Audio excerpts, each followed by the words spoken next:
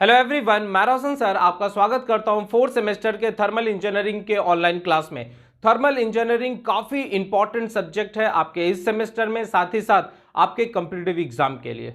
Thermal engineering एक तरह का कहेंगे कि बेस सब्जेक्ट है, कोर सब्जेक्ट है, क्योंकि थर्मल इंजीनियरिंग आपका अभी अच्छा हो जाता है तो जब आप हायर सेमेस्टर में जाएंगे, जब फिफ्थ में जाएंगे तो आपको पावर इंजीनियरिंग पढ़ने को है। और पूरा का पूरा पावर इंजीनियरिंग का जो बेस है वो थर्मल इंजीनियरिंग पर बेस्ड रहता है। साथ ही साथ जब आप सिक्स सेमेस्टर जाएंगे तो वहां पर आपको आरएसी पढ़ना है, जिसका मेजर एप्लीकेशन जो है वह आपको थर्मल इंजीनियरिंग से ही होता है। इवन जब आप कॉम्पिटिटिव एग्जाम देंगे तो आप नोटिस करेंगे कि जो मेजर पोर्शन कवर करता है वो थर्मल इंजीनियरिंग करता है। तो काफी अच्छे से इसको पढ़ने और समझने का कोशिश करेंगे। तो आज हम लोग इसके सिलेबस के बारे में बात करेंगे, कौन से बुक को फॉलो करेंगे, किस तरह से पढ़ाई करेंगे, इसका आज आपको डिटेल बात बता देता हूं। ठीक है, तो सबसे पहला हम लोग जो बुक लेंगे थर्मल इंजीनियरिंग का, उसमें बहुत सारा बुक है, जिसमें हम कुछ इंपॉर्टेंट बुक जो आपके लिए काफी हेल्पफुल रहेगा। उसमें सबसे पहला जो है, हम आपको आर के राजपूत के बारे में बताएंगे कि आप आर के राजपूत का थर्मल इंजीनियरिंग का बुक ले सकते हैं। बस याद रखना है कि पतला वाला बुक नहीं लेना है, मोटा वाला लेना है। और अगर आप आर के राजपूत बुक लेते हैं तो ये fourth same plus fifth sem और प्लस सिक्स सेम, ये तीनों सेम को कवर कर लेता है। मतलब आपको ऐसा ये बुक है जिसमें आपको काफी डिटेल में पढ़ाई करने का मौका मिलेगा। बस देख लेना है कि आपको समय कितना मिल रहा है, उस हिसाब से उसको एडजस्ट कर लेंगे। काफी अच्छा बुक है, इसका न्यूमेरिकल्स भी काफी अच्छे अच्छे रहते हैं, इसका थ्योरेटिकल पार्ट्स भी काफी अच्छा है और बहुत मजेदार है। तो आप आर के राजपूत ले सकते हैं। ये आपका जो है लक्ष्मी पब्लिकेशन का बुक है।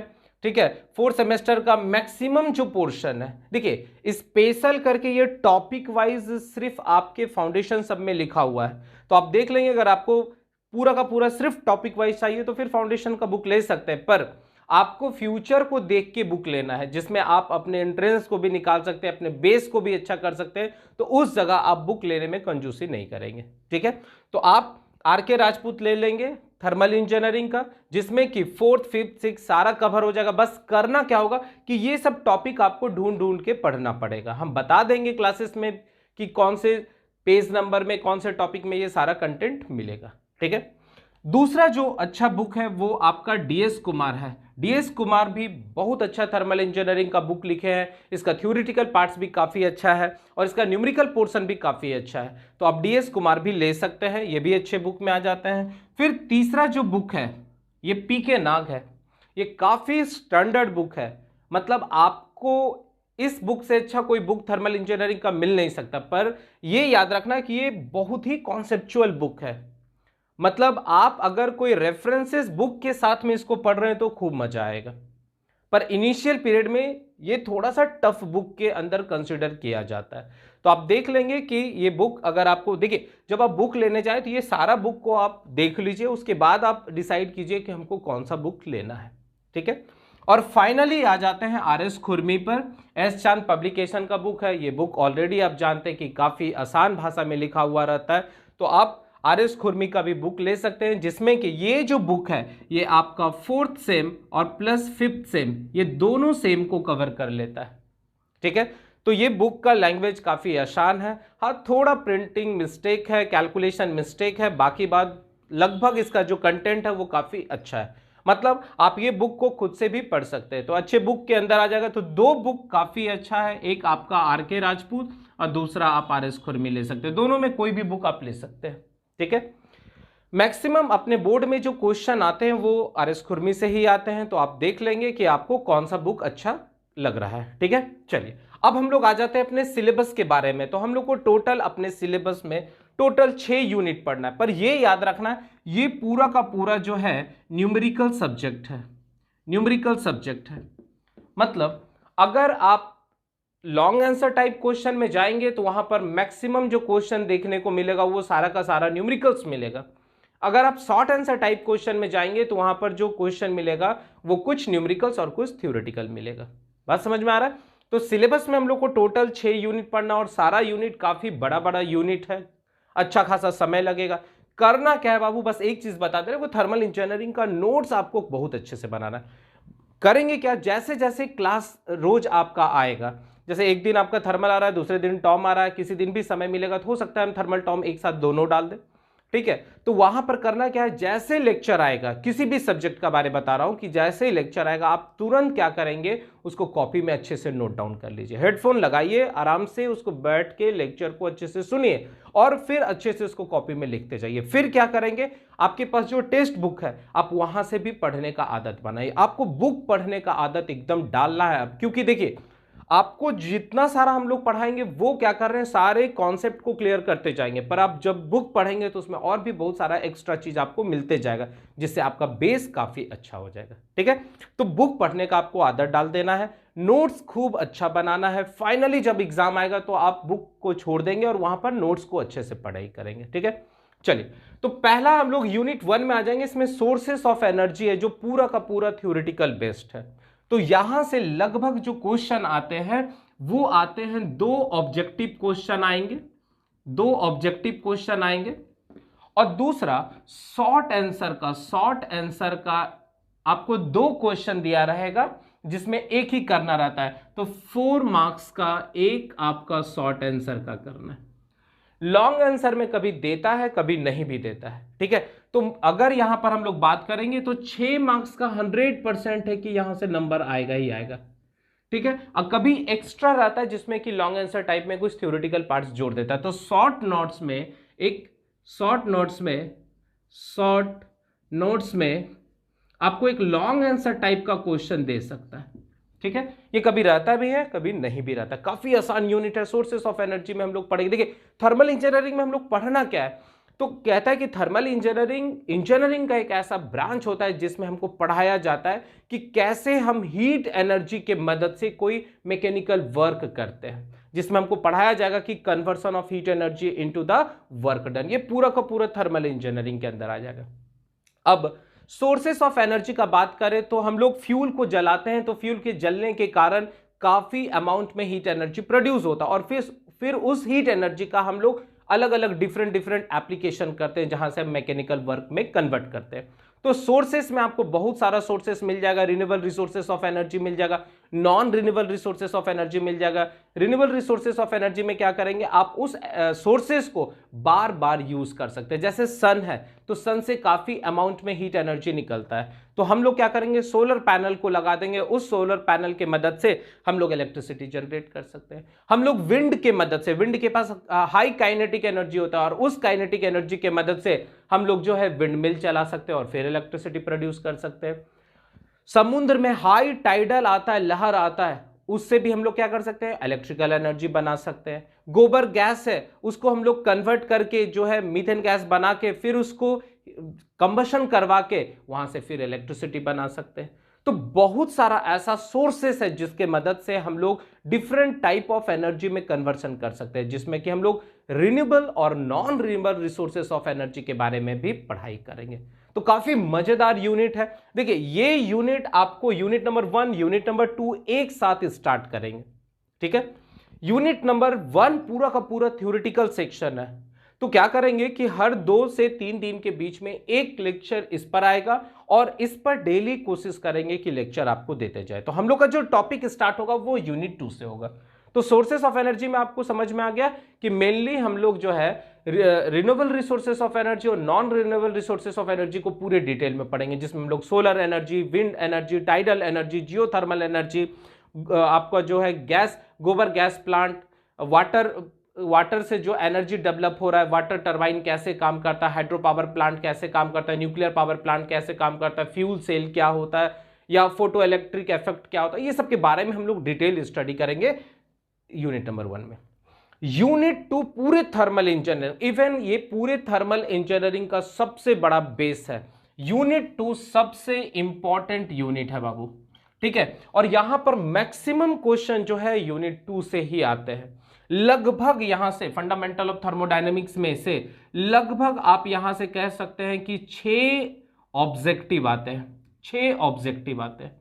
मैक्सिमम बता रहा हूं कि 6 या उससे ज्यादा भी हो सकता है। ठीक है, फिर आपका 4 मार्क्स का 2 शॉर्ट आंसर का क्वेश्चन आता है और लॉन्ग आंसर में भी 6 मार्क्स का 2 लॉन्ग आंसर आता है। इसका मतलब आप टोटल यहां से देखेंगे तो यहां से आपको 24 प्लस मार्क्स आने का चांसेस काफी ज्यादा। मतलब ये एक ऐसा यूनिट है जहां से आप सबसे ज्यादा मैक्सिमम नंबर को ला सकते हैं। और साथ ही साथ ये एक ऐसा यूनिट है, अगर इसको आप अच्छा कर लेते हैं तो समझ जाइए कि आपका थर्मोडायनेमिक का पिलर बेस बन चुका है। इसमें सबसे ज्यादा हम लोग को मेहनत करना है फंडामेंटल ऑफ थर्मोडायनेमिक, जिसमें हम लोग पढ़ेंगे कि प्योर सब्सटेंसेस होता क्या है, थर्मोडायनेमिक सिस्टम होता क्या है, point function, path function, types of energy पे पढ़ेंगे कि potential energy, kinetic energy, internal energy, enthalpy, entropy, heat, work क्या होता है। फिर लॉ ऑफ थर्मोडायनेमिक पढ़ेंगे कि जीरोथ लॉ क्या होता है, फर्स्ट लॉ क्या होता है, सेकंड लॉ क्या होता है, थर्ड लॉ क्या होता है, ये सब के बारे में हम लोग डिटेल स्टडी करेंगे। फिर पढ़ेंगे कि स्टडी फ्लो एनर्जी इक्वेशन क्या होता है। पूरा का पूरा मजेदार टॉपिक है, एकदम बेसिक टॉपिक है, खूब मजा आएगा। ठीक है, नेक्स्ट आ जाते हैं यूनिट नंबर 3 में। यूनिट नंबर 3 में हम लोग पढ़ेंगे कि आइडियल गैस क्या होता है। तो आप जानते हैं गैस के बारे में, अगर आपसे पूछे कि गैस होता क्या है, तो कहेंगे गैस एक ऐसा सब्सटेंसेस होता है जिसमें इंटरमॉलिक्यूलर फोर्स ऑफ अट्रैक्शन काफी वीक होता है और उसमें फ्लो करने का कैपेसिटी होता है, क्योंकि गैसियस एक फ्लूइड होता है। क्लियर है? आइडियल का मतलब हो गया कि आइडियल गैस का मतलब हो गया कि ऐसा कोई भी गैस जो हर एक कंडीशन पर सारा का सारा गैसियस लॉ को, जिसमें Boyle's law, Charles law, Gay Lussac law, Avogadro law, ये सारे लॉ को फॉलो कर रहा हो, वहां पर हम लोग आइडियल गैस के बारे में बात करेंगे। आइडियल गैस में हम लोग पढ़ेंगे कि बॉयल्स लॉ क्या होता है, चार्ल्स लॉ क्या होता है, गे-लुसेक लॉ क्या होता है, एवोगैड्रो लॉ क्या होता है, कैरेक्टरिस्टिक गैस इक्वेशन क्या होता है, जनरल गैस इक्वेशन क्या होता है, आइडियल गैस इक्वेशन क्या होता है, यूनिवर्सल गैस कांस्टेंट के बीच में क्या रिलेशन होता है। फिर वहां से हम लोग पढ़ेंगे कि थर्मोडायनेमिक प्रोसेस क्या होता है, जिसमें हम लोग पढ़ेंगे कि आइसोथर्मल प्रोसेस क्या होता है, एडियाबेटिक प्रोसेस क्या होता है, आइसोकोरिक प्रोसेस क्या होता है, और आपका पॉलीट्रॉपिक प्रोसेस क्या होता है, आइसोबारिक प्रोसेस क्या होता है, और उस पर बेस्ड हम लोग न्यूमेरिकल और उसके डेरिवेशन को देखेंगे। काफी इंपॉर्टेंट है। यहां से भी, यहां से लगभग आपको 3 से 4 ऑब्जेक्टिव आ सकते हैं। काफी इंपॉर्टेंट यूनिट है। ठीक है, शॉर्ट आंसर में लगभग यहां से आपका एक क्वेश्चन कंफर्म है, एकदम आना है, मतलब आना है। और ये पूरा न्यूमेरिकल्स रहेगा, ध्यान दीजिएगा, ये पूरा न्यूमेरिकल्स रहेगा शॉर्ट आंसर टाइप में। फिर लॉन्ग आंसर टाइप क्वेश्चन में आ जाएंगे तो यहां थर्मोडायनेमिक प्रोसेस से एकदम कंफर्म है, मार्क्स का न्यूमेरिकल्स आएगा, मतलब यहां से आपको न्यूमेरिकल सेक्शन आएगा। तो टोटल कंफर्म यहां से मान लीजिए कि 14 मार्क्स का क्वेश्चन यहां से आपको आ रहा है, क्योंकि आपको ये सारा नंबर जो है प्रीवियस जो एग्जाम हुआ है उसके आधार पर बता रहा, और लगभग हर बार उसी कमोबेश आपका रहता है। ठीक है, तो यूनिट नंबर 3 भी काफी इंपॉर्टेंट है, मतलब यूनिट 2 सबसे ज्यादा इंपॉर्टेंट है, उसके बाद यूनिट नंबर 3 आ जाते हैं। यूनिट नंबर 4 में हम लोग क्या करेंगे, स्टीम और स्टीम बॉयलर के बारे में बात करेंगे। तो स्टीम होता क्या है, तो कहता है कि अगर वाटर कैसा है तो वो लिक्विड स्टेट में है, और स्टीम कैसा है तो वो गैसियस स्टेट में है। तो स्टीम है क्या, तो वाटर को अगर हम हीट दे और वो कन्वर्ट हो जाए गैसियस स्टेट में, वेपर में कन्वर्ट हो जाए, तो उसको हम लोग स्टीम कह रहे हैं। और जिस कंटेनर के मदद से, जिस डिवाइस के मदद से water is converted into steam, then such device is called the boiler. तो हम लोग पढ़ेंगे कि स्टीम क्या होता है, कितने टाइप का स्टीम हमको देखने को मिलता है, जिसमें हम लोग वेट स्टीम के बारे में बात करेंगे, ड्राई स्टीम के बारे में बात करेंगे, सुपर सैचुरेटेड स्टीम के बारे में बात करेंगे, और फिर उसका टेम्परेचर, प्रेशर, इंट्रोपी, इंथैल्पी, ये सब डायग्राम सीखेंगे ड्रॉ करने के लिए। काफी मजेदार यूनिट है। फिर पढ़ेंगे स्टीम बॉयलर क्या होता है, कितने टाइप का स्टीम बॉयलर होता है, साथ ही साथ क्लासिफिकेशन ऑफ बॉयलर हम लोग पढ़ेंगे, और इस पर बेस्ड काफी न्यूमेरिकल्स होते हैं। बस इसमें करना क्या है, आपको जो टेक्स्ट बुक आप खरीदेंगे उसी के साथ एक और बुक आप यहां पर मेंशन कर लेंगे, जरूर ले लेंगे साथ में। ठीक है, ये आपका बुक होगा स्टीम टेबल, ये एग्जाम में अलाउड है, आपको एग्जाम में साथ में ले जाना है। स्टीम टेबल, ये स्टीम टेबल आप एस चांद पब्लिकेशन का ले सकते हैं। ठीक है, एस चांद पब्लिकेशन का आप RS खुरमी का ले लिए, और एस खुरमी का ले सकते हैं। ठीक है, दूसरा जो है आप साइटेक पब्लिकेशन का भी ले सकते हैं, अगर मार्केट में अवेलेबल होगा तो वहां से ले सकते हैं, नहीं तो आप बिरला का भी ले सकते हैं, बिरला पब्लिकेशन का भी ले सकते हैं। पर आप नॉर्मली RS खुरमी ले लीजिए, ज्यादा इसका कॉस्ट भी नहीं होता, 60-70 रुपये में आसानी से मिल जाता है, और एग्जाम में अलाउड है। और इस स्टीम टेबल के मदद से आप 6 मार्क्स का न्यूमेरिकल्स यहां से बना सकते हैं। ठीक है, 6 मार्क्स का यहां से एक न्यूमेरिकल्स आ जाएगा, कंफर्म एकदम 100%। और बॉयलर से एक थ्योरेटिकल क्वेश्चन आ सकता है, तो 4 मार्क्स का यहां से थ्योरेटिकल क्वेश्चन आ सकता है, थ्योरी आ सकता है। ठीक है, और ऑब्जेक्टिव यहां से कम एकदम क्लियर है कि 2 ऑब्जेक्टिव आना ही आना है, ज्यादा भी हो सकता है पर एटलीस्ट 2 ऑब्जेक्टिव रहेंगे। तो इसमें हम लोग वही सब सारा चीज पढ़ेंगे कि कैसे स्टीम का फॉर्मेशन होता है, कितने टाइप का स्टीम होता है, बॉयलर क्या होता है, बॉयलर का क्लासिफिकेशन कैसे करते हैं, ये सब के बारे में हम लोग डिटेल स्टडी करेंगे। ठीक है, चलिए नेक्स्ट आ जाते हैं यूनिट नंबर 5 में। जब हम लोग स्टीम पढ़ लिए, स्टीम बॉयलर पढ़ लेंगे, तो आखिर स्टीम हम बना क्यों रहे, तो वाटर को कन्वर्ट कर दिए हम लोग स्टीम में। अब हम उस स्टीम का क्या करते हैं, एप्लीकेशन करते हैं, किसको यूज करते हैं, तो टरबाइन को रोटेट कराने में। आप अगर थर्मल पावर प्लांट के बारे में पढ़ाई करेंगे तो वहां पर आपको बताया जाएगा कि कैसे हम लोग वाटर को स्टीम बनाते हैं, फिर उसको पाइपलाइन के थ्रू जो है नोजल के थ्रू टरबाइन के पास डालते हैं और टरबाइन पर उसको इंजेक्ट किया जाता है, जिससे कि वो हाई स्पीड में रोटेट होता है और उसको रोटेशन करने के कारण वहां पर mechanical energy is converted into the electrical energy. तो स्टीम टरबाइन के बारे में बात करेंगे कि पावर प्लांट में किस तरह का टरबाइन लगा रहता है, इंपल्स टरबाइन है उसका कितना टाइप्स है, रिएक्शन टरबाइन है उसका कितना टाइप्स है, इसके बारे में हम लोग डिटेल स्टडी करेंगे। फिर आप नोटिस करेंगे कि कंडेंसर है, कंडेंसर का मतलब ठंडा करने वाला कोई डिवाइस। तो जो वाटर है उसको स्टीम में कन्वर्ट किए, अब उस स्टीम को टरबाइन के पास दिए, फिर वो टरबाइन तो अपना काम कर दिया, फिर उस स्टीम जो टरबाइन से निकला है वो तो कंडेंस्ड होता है, ठंडा होता है, उसका क्वालिटी थोड़ा कम होता है, तो फिर हम उसको क्या करते हैं, ठंडा करते हैं। कहां पर करते हैं, तो कंडेंसर में करते हैं, और फिर उसको रिसाइकलिंग किया जाता है। तो कंडेंसर के बारे में पढ़ेंगे कि कंडेंसर होता क्या है, कितने टाइप्स का कंडेंसर होता है, किस तरह से इसका एप्लीकेशन तो होता है, ये सारा चीज आपको कंडेंसर में बताएंगे। ठीक है, फिर वहीं पर आपको ब्लॉक डायग्राम बताएंगे, रैंकाइन साइकिल बताएंगे। काफी इंपॉर्टेंट और मजेदार यूनिट है। ठीक है, तो यहां से लगभग आपको जो है एक 6 मार्क्स का क्वेश्चन आ सकता है, थ्योरी भी आ सकता है और नहीं तो न्यूमेरिकल्स आ सकता है। 4 मार्क्स का कंफर्म है कि यहां से एक थ्योरेटिकल आता है, थ्योरी आता है, और लगभग यहां से 2 या 3 ऑब्जेक्टिव आते हैं।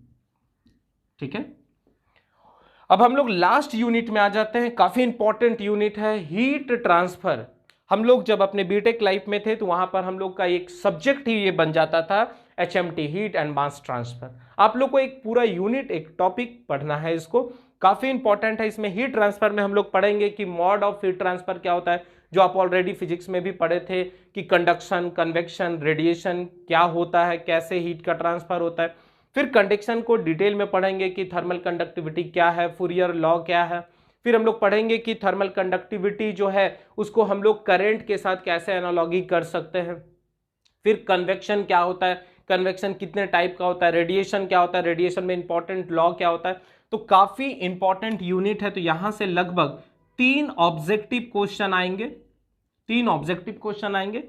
4 मार्क्स का हो सकता है 2 शॉर्ट आंसर का क्वेश्चन आ जाए या एक भी आ सकता है, और लॉन्ग आंसर में 6 मार्क्स में याद रखना है यहां से एक न्यूमेरिकल्स आ सकता है, न्यूमेरिकल्स आ सकता है, नहीं तो एक 6 मार्क्स का थ्योरेटिकल भी आ सकता है।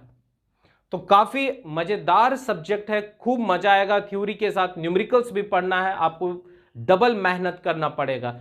कोशिश करेंगे, ज्यादा समय नहीं लेंगे, आप जल्दी से फटाफट कोई बुक ले लेंगे। ठीक है, हम इस दोनों बुक को फॉलो करेंगे, RS खुरमी और RK राजपूत। अगर आपको हम सजेशन देंगे कि आप सर किसको सजेशन, तो हम RS खुरमी को दे रहे हैं सजेशन, क्योंकि समय ज्यादा नहीं है जो हम आपको बताएंगे कि आपको खूब डिटेल में पढ़ाई करना है। हाँ, इतना करना है इस सेमेस्टर में पढ़ाई कि पूरा का पूरा टॉपिक, यूनिट अच्छा हो जाए, और जब भी हमको जरूरत पड़ेगा कि हमको एक्स्ट्रा कुछ पार्ट बताना है, वो ऑलरेडी हम आपको बिना बोले सारा का सारा चीज बता देंगे। ठीक है, तो आप दोनों में से कोई एक बुक खरीद सकते हैं। ओके, तो आज हम लोग इसके पूरे सिलेबस के बारे में बात कर लिए। नेक्स्ट लेक्चर में हम लोग इसके यूनिट के साथ मिलेंगे, जिसमें आपको यूनिट नंबर 2 स्टार्ट करूंगा, और पैरेलली ही, मतलब इसमें 2 लेक्चर देने के बाद 1 लेक्चर इसमें भी आ जाएगा। ठीक है, दोनों पैरेलली इसमें साथ में हम लोग चलेंगे, और कोशिश करेंगे कि ज्यादा से ज्यादा आपको लेक्चर हर दिन प्रोवाइड किया जाए। ठीक है, चलिए तो आज के लिए बस इतना ही रहने देता हूं। नेक्स्ट लेक्चर में हम लोग यूनिट के साथ मिलेंगे। बस एक काम और करना है कि ये सारा का सारा मेरा जो लेक्चर है वो आपको पॉलिटेक्निक एकेडमी के ऐप पर होगा, नहीं तो जय मैकेनिकल के ऐप पर होगा, जो प्ले स्टोर से आप डाउनलोड कर लेंगे। और जब डाउनलोड करेंगे तो वहां से स्टोर का ऑप्शन आएगा, स्टोर को क्लिक करेंगे तो सारा कोर्सेस आपको दिखेगा। अगर कोई कोर्सेस नहीं दिख रहा है तो आप व्यू ऑल में क्लिक करेंगे तो सारा फोल्डर खुल जाता है, और वहां से आप ये पूरा का पूरा क्लासेस देख सकते हैं, ज्वाइन कर सकते हैं। पॉलिटेक्निक एकेडमी में मेरा सारा 5 पेपर एक साथ चल रहा है, जिसमें कि 2 पेपर मैं पढ़ा रहा हूं, 2 पेपर विश्वजीत सर पढ़ा रहे हो, 1 पेपर आपके विकास सर पढ़ा रहे हैं, ठीक है। और जय मैकेनिकल में अलग से ये 2 पेपर एक्स्ट्रा डाल देंगे, ठीक है। बाकी बात जो ऑफलाइन क्लासेस होगा वो हम पॉलिटेक्निक एकेडमी में जाके पढ़ा रहे हैं, अगर कोई बच्चा इंटरेस्टेड होंगे तो वहां पर आके पढ़ सकते हैं, ठीक है। चलिए आज के लिए बस इतने रहने देता हूं, थैंक यू।